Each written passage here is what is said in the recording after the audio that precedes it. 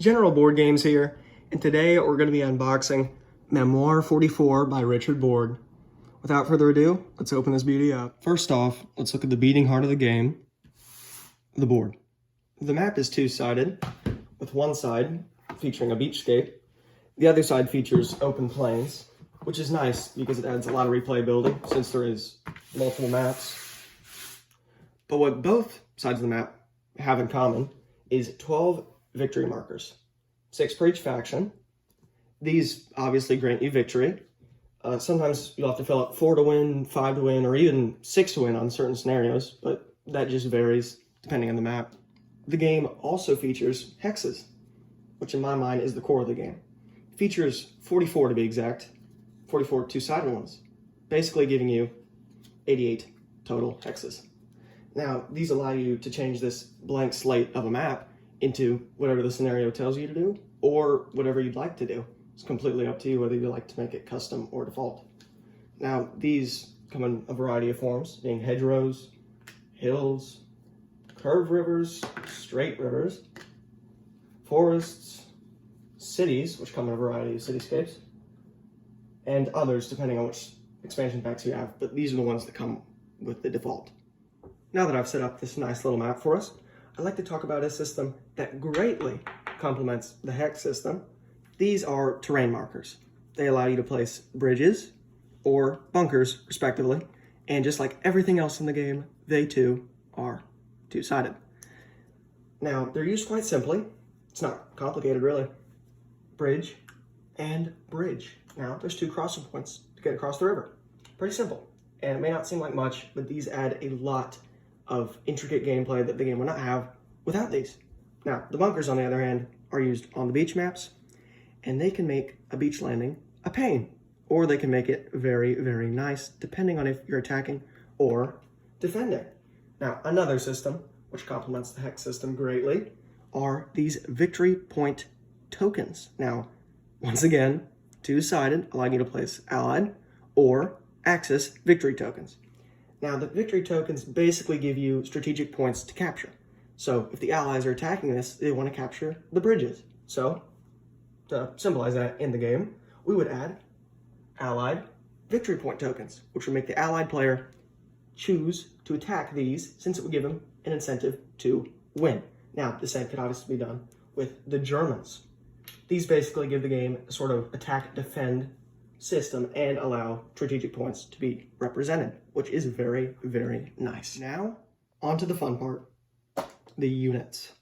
So when you open the box, you'll be greeted with 2 separate mini boxes, one for the Axis and one for the Allies. These are each multi-layered since there is so many units. And let's go ahead and get these out and ready. As you can see here, I've set up the entirety of the Axis faction. I haven't set up the Allies, but you get the idea. It's this doubled. They have the same quantity of units. Now, to put a number on that quantity, each faction features 42 infantry units, 24 armored vehicles, aka tanks, and 6 artillery pieces. So, as for the models themselves, each faction actually features a custom mold for infantry.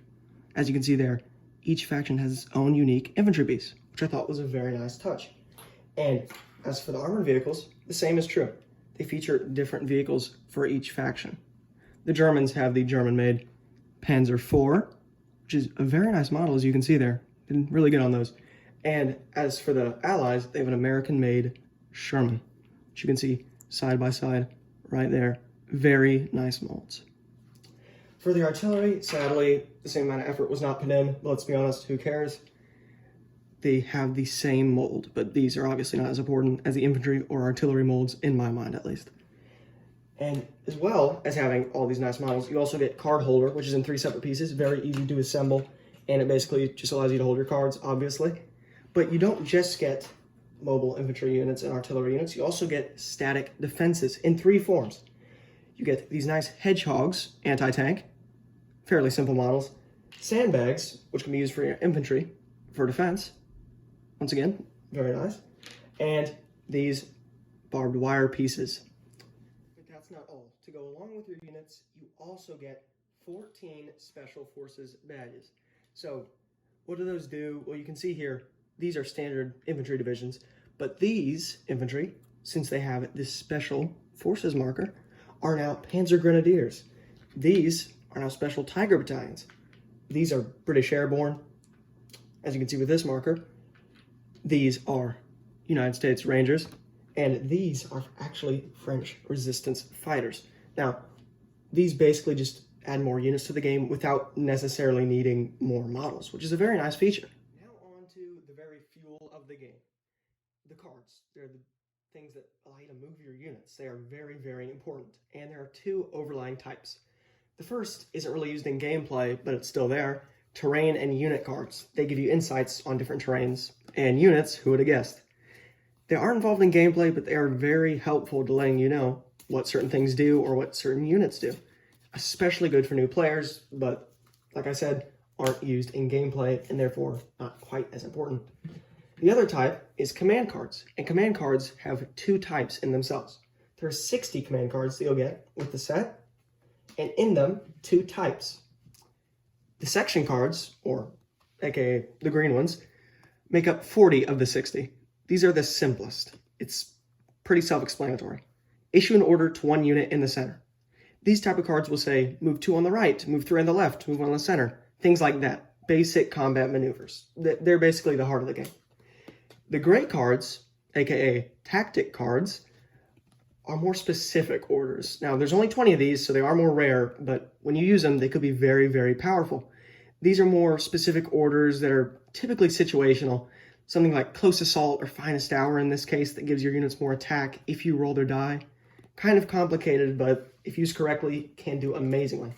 It even includes other things such as airstrikes. But even with all these cool models and cards and terrains, at the end of the day, nothing gets done in this game without some nice battle die. The game comes with 8 and in a nice package, which is very convenient for storage. 8 6-sided die, to be particular. But these aren't regular die, they do feature custom symbols. Now, one side features an armored symbol, used to kill tanks. 2 of the sides feature infantry, used to kill infantry. 1 features a retreat, which allows you to force other units back. 1 side features a grenade, being a wild card kill. And 1 side features a star, typically being a miss, but if you use certain cards right, it can count as a hit. In addition, the game features 2 booklets, one of which being the Rules and Battle Scenarios booklet. Now, this features, like it says, all the rules, lists, contents, everything you'll need to know, as well as the actual battle scenarios. As you can see here, like with Pegasus Bridge. These are what you'll actually use to play the game. It gives you location of infantry divisions, artillery, tanks, whatever was used in the battle, fortifications, and the terrain, everything you'll need to know. And in addition, the second booklet doesn't actually relate to gameplay as much. It's very thin, not nearly as large as the other, but it does give you all the different expansion packs for the game. Now, one of which, to my knowledge, has been discontinued, the equipment pack, but I'm pretty sure you can still pick it up off eBay if you're persistent enough.